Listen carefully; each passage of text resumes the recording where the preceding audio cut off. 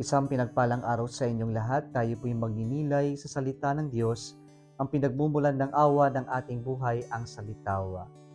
Marahil minsan nyo nang narinig o ilang beses nyo nang marinig ito sa mga nakakatanda nung panahon namin ganito.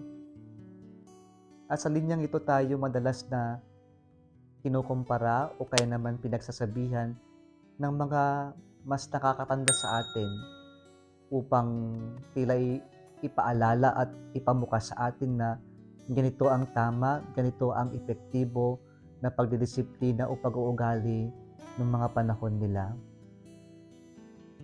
Wala naman pong masama sa nakaraan, sa kung ano yung pagbalik tanaw sa kung ano yung maganda, yung nakatulong sa nakaraan. Sapagkat ang nakaraan ay may mga aral na pwede pa nating magamit at makatulong sa pangkasalukuyan.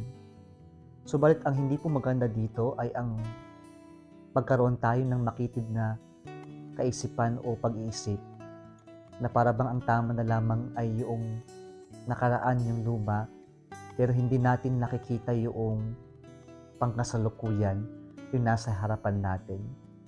Ito rin po yung punto ng ating Panginoon nang sinabi niya sa mga Pariseyo nang siya ay i-criticize o i-ostracize sa kanyang pakikisalamuha sa mga maniningil ng mga buwis, sa mga publikano, sa mga tinuguriang mga makasalanan ng lipunan.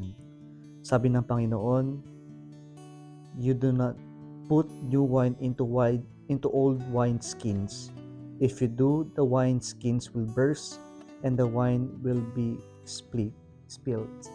Napakahalaga po na sa bago na kanyang itinuturo ay magkaroon din ng malawak na pag-iisip upang maunawaan o matanggap natin yung itinuturo ng Panginoon.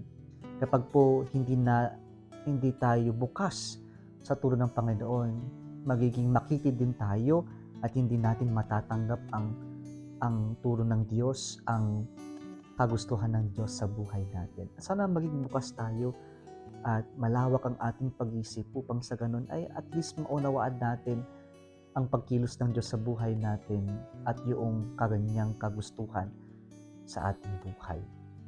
Kung nagustuhan mo ang video na ito, huwag kalimutang mag-like, i-share at mag-subscribe sa Salitawa Facebook page and YouTube channel. Muli isang pinagpalang araw sa inyong lahat.